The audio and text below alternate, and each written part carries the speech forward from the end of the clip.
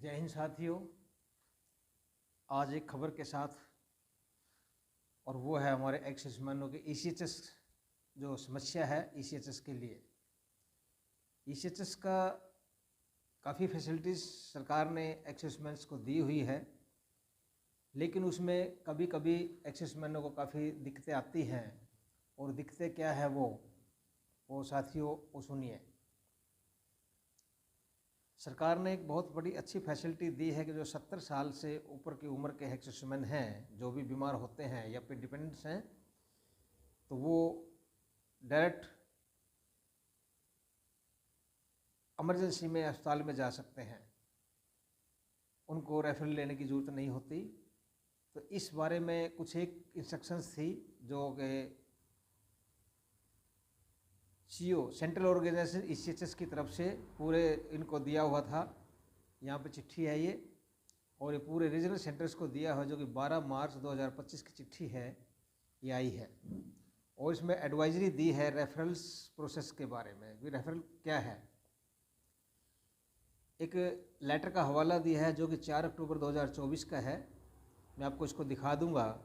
इसमें क्या दिया है कि it is observed that special provision with reference to veterans aged 70 years and above. 70 साल से और उससे ऊपर जो वेटरन्स हैं हमारे, उसमें स्पेशल प्रोविज़न दिया था क्या कि आर बीइंग मिस इंटरप्रेटेड, कि उनको गलत तो किया जा रहा है जो एम्प्लॉयड हॉस्पिटल्स हैं उनके द्वारा, और उनको हरासमेंट दिया जा रहा है, जो बेनिफिशियर्स को हरासमेंट किया जा रहा है कि उनको कुछ टेस्टों के लिए परेशान किया जा रहा है।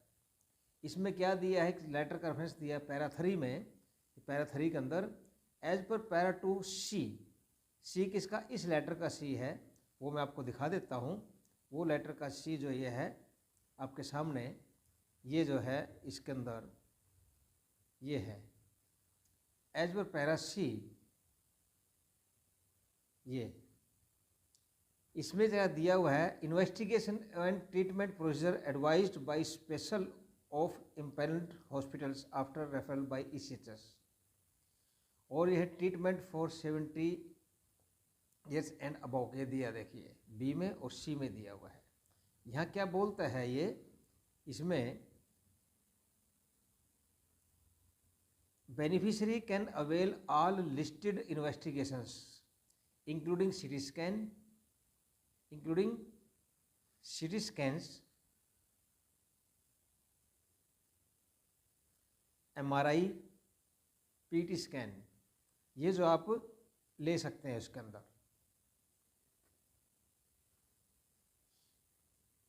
और any other listed investigation costing about ₹3000, जो 3000 से ऊपर जो कॉस्टिंग है जिस भी टेस्ट की, आप वो उसके अंदर ले सकते हैं रेफरल के अंदर, if prescribed by the a concerned specialist और specialist of a service hospital. जो सर्विस हॉस्पिटल का या तो स्पेशलिस्ट हो उस एम्पायर हॉस्पिटल का, या सर्विस हॉस्पिटल MS वगैरह का जो है, और an empire hospital which are generally indicated and absolutely necessary, कि जो डॉक्टर द्वारा ज़रूरी बताया गया है, जो test CT scan, MRI scan और PT स्कैन जो 3000 रुपये से ऊपर का है, आप उसकी फैसिलिटी ले सकते हैं। 70 साल और उसके ऊपर डायरेक्ट जा सकते हैं। आगे बोलते हैं क्या, it is clarified that beneficiary 70 years and above, ये जो दिया हुआ है 70 years and above can directly avail OPD consultation and listed procedure investigation at any empanelled hospitals without any referral from polyclinic. बिना पॉलीक्लिनिक के रेफरल के direct 70 साल या उससे ऊपर का जो भी बेनिफिशियरी है वो डायरेक्ट OPD ले सकता है, और लिस्टेड प्रोसीजर और इन्वेस्टिगेशन वो एम्पायर्ड हॉस्पिटल पे करवा सकता है बिना रेफरल के। There is no requirement of taking any referral. देखिए डायरेक्ट बोला हुआ है कि there is no requirement of taking any referral from polyclinic for listed investigations costing ₹3000। 3000 से ऊपर के लिए आपको रेफरल लेने की ज़रूरत नहीं है। आप डायरेक्ट जा करके एमएच में, इसमें जो इम्पेल्ड हॉस्पिटल आपका स्पेशलिस्ट जिसमें भी आप चाहें वो ले सकते हैं। और क्या बोल रहा है आगे, एंड वो can be carried out with prescription, can be carried out with prescription from super specialist और specialist of an empanelled hospital without referral from polyclinic provided investigation are absolutely necessary and justified. इसमें दिया है कि भाई जो specialist है और super specialist जो है उसके द्वारा रिकमेंड किया हुआ, जो प्रिस्क्राइब्ड किया हुआ है जो टेस्ट है, वो आप विदाउट रेफरल लेटर के, जो पॉलीक्लिनिक से रेफरल लेने की ज़रूरत नहीं है, आप कर सकते हैं। अगर वो डॉक्टर समझते हैं कि उन्होंने टेस्ट ज़रूरी लिखा हुआ है तो आप उसको ले सकते हैं। वो ज़रूरी होना चाहिए, एब्सोल्युटली नेसेसरी एंड जस्टिफाइड होना चाहिए। ये इसके बारे में ये जो लेटर है, ये जो दिया हुआ है, इसका भी रेफरेंस दिया हुआ है जो 4 अक्टूबर 2024 का ये लेटर आया था। ये भी सेंट्रल ऑर्गेनाइजेशन ICHS की तरफ से तमाम कमांड्स के ICHS को दिया हुआ था और रीजनल सेंटर्स को दिया हुआ है। और ये है clarification on revised guidelines for referral process in ICHS। इसमें इन्होंने 2 सितंबर 2024 का भी चिट्ठी दिया हुआ था, 3 फरवरी 2020 का भी दिया हुआ था। पूरे दे करके बोलते सिंगल रेफरल, इसमें अलग अलग दिया हुआ है कि हम कहाँ पर ट्रीटमेंट ले सकते हैं और कैसे हम इसको अपना कर सकते हैं। खासकर इसमें जो है 70 ईयर्स एंड अबोव के लिए दिया हुआ है, जो treatment for 70 years and above beneficiaries. ये इसमें और बता दूं मैं पूरा पढ़ करके आपको कि provision of ICHS beneficiaries above 75 years, above 75 years are now valid for 70 years. पहले ये 75 साल के लिए था, लेकिन अब ये 70 साल कर दिया है, 5 साल उम्र घटा दी गई है। इसलिए आप सभी भी एक्सेसमैन को बता सकते हैं और ये लेटर आप नोट कर सकते हैं। मैं इसके डिस्क्रिप्शन में, इसको इस वीडियो के डिस्क्रिप्शन में इस लेटर को डाल दूंगा, आप यहाँ से इसको डाउनलोड कर सकते हैं। तो आप ये सभी को बताएं। Veterans above 70 years, veterans above 70 years be permitted to seek direct OPD। आप डायरेक्ट जा सकते हैं, आपको ICHS में जाने की ज़रूरत नहीं है। जैसे इमरजेंसी होती है किसी को भी, अगर वो रात को भी अगर चाहे तो इमरजेंसी में किसी भी पैनल्ड हॉस्पिटल जो होते हैं, इम्पैनल्ड हॉस्पिटल होते हैं, उसमें जा सकता है।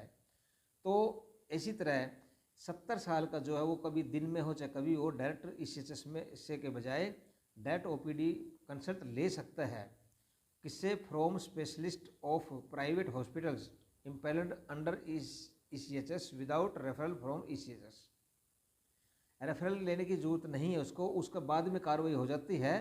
रेफरल तो जाएगा लेकिन बाद में हो जाए, लेकिन उसको जाने की ICHS में जरूरत नहीं है। अगर आगे क्या है, इफ़ एनी, यदि any investigation procedure are advised and are required in emergency, no other authorisation is required and the same may be undertaken. ये क्या दिया हुआ है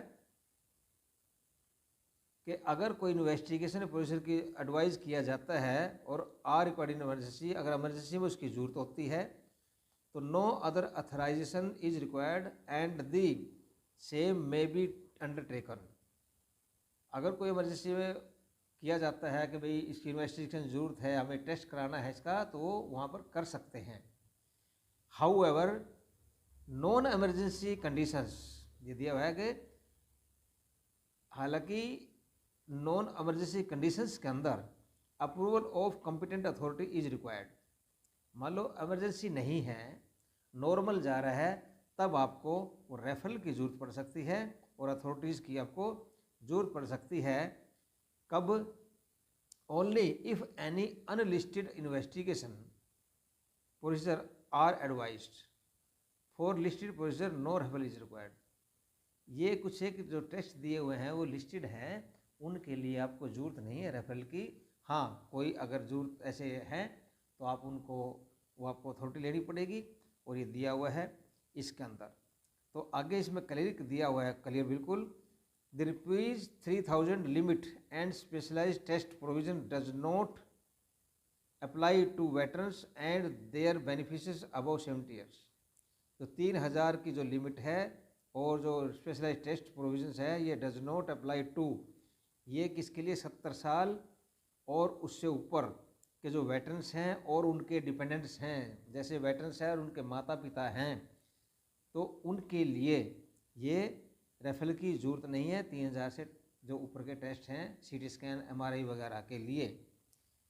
however medicines prescribed by empanelled hospital will be collected from polyclinic.